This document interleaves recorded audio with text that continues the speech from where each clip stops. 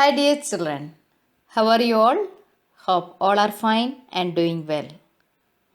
Welcome to the first module of our new chapter, Work and Energy. We have learned about motion and action of force on an object in the previous chapters. In this chapter, we will study the concepts of work, power, and energy. So, today we will be discussing about work. So, let's start our topic.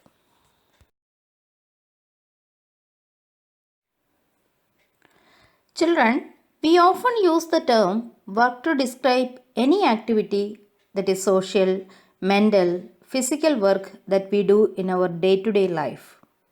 However, there is a difference in the way we define work in physics.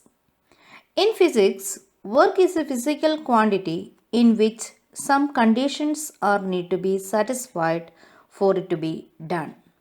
So we will discuss about that in detail.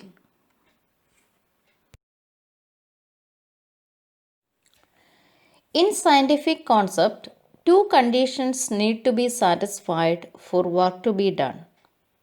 The first condition is a force should act on an object. And the second one is the object must be displaced. So if these two conditions are satisfied, then we can tell a work is done there. We will discuss some examples.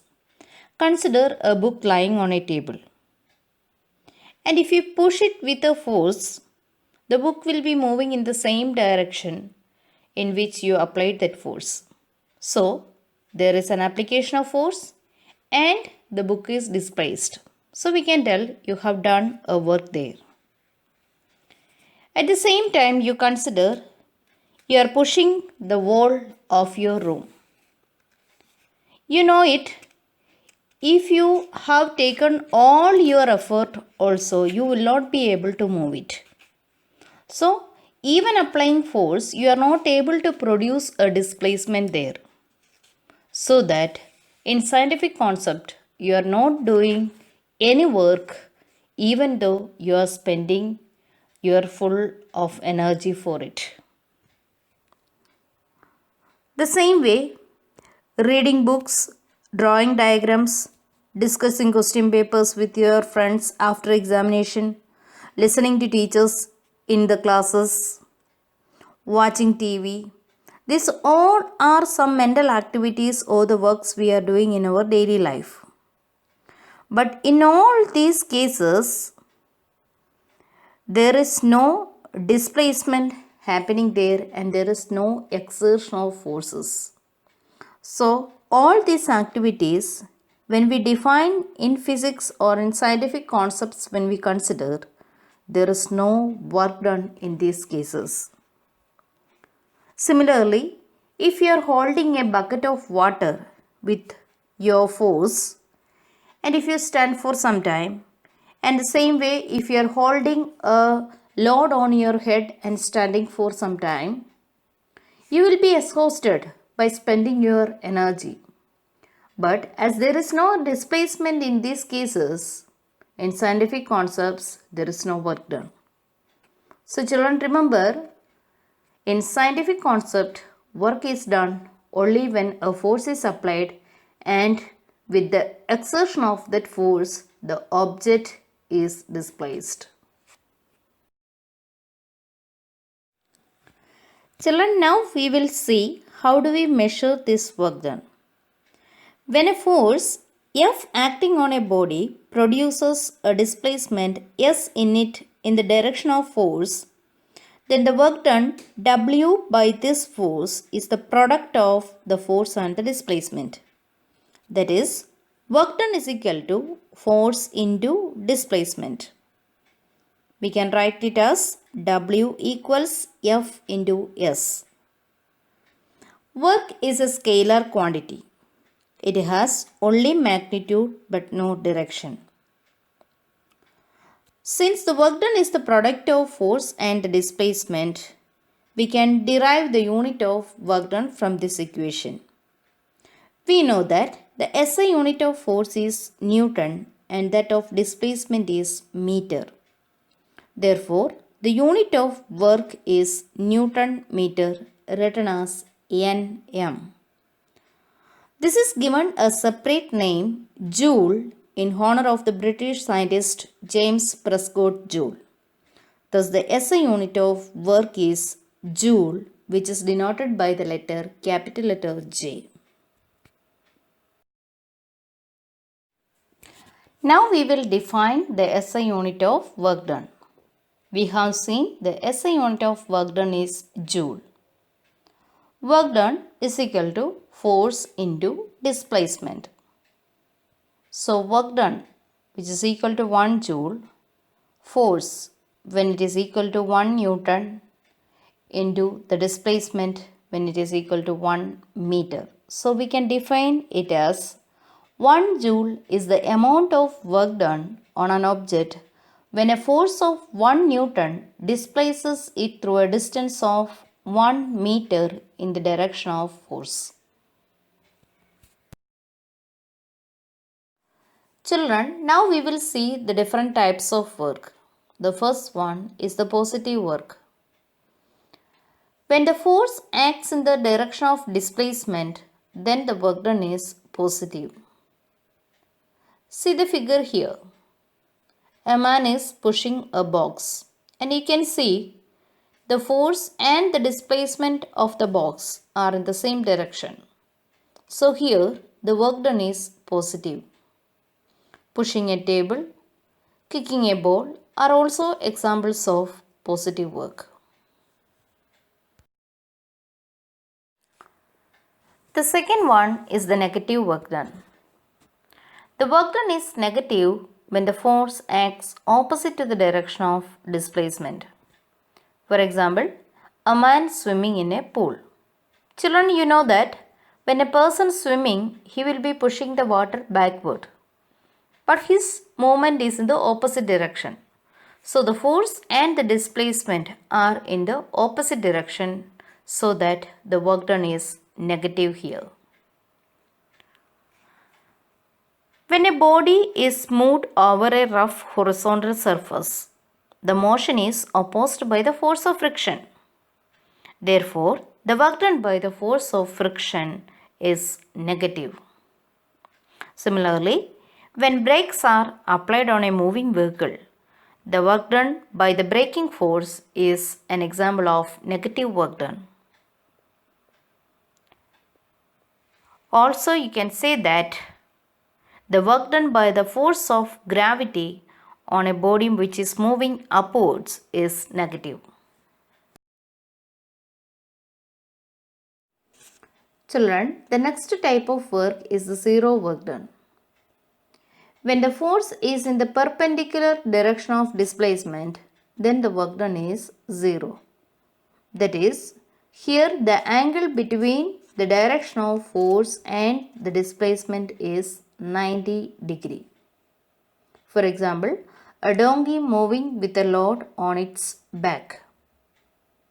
Or you can say that when a porter carrying a load and walking on a horizontal platform, the work done by this person is an example of zero work done. Because for balancing the load, he will be applying a force in the upward direction which is equal to the weight of that load. And his displacement is in the horizontal direction. That means the angle between the force and the displacement is 90 degree here. That means they are mutually perpendicular to each other. Therefore, the work done is zero work done here. Children, I hope the concept of work is clear to you. In science, work is said to be done if a force is applied and the object is displaced. Therefore, if there is no application of force and if there is no displacement, then there is no work done in science. You can see the pictures given here. In all these cases, you can see that there is no displacement. Since the displacement is absent, all these cases are considered as an example of no work done in science. You know it, in these cases, we will be spending our energy for studying or for carrying the briefcase or for moving that box. For all these cases, we are spending our energy. We are trying for it. In the normal term, when we define, we are doing some work for it. But in science, when we define it, there is no work done since there is no displacement. So, I hope you understood the difference when we define the term work in our day-to-day life and when we define the same term in science. Watch the next video to make this concept more clear. Work. We generally use the term work to relate to activities in our daily life.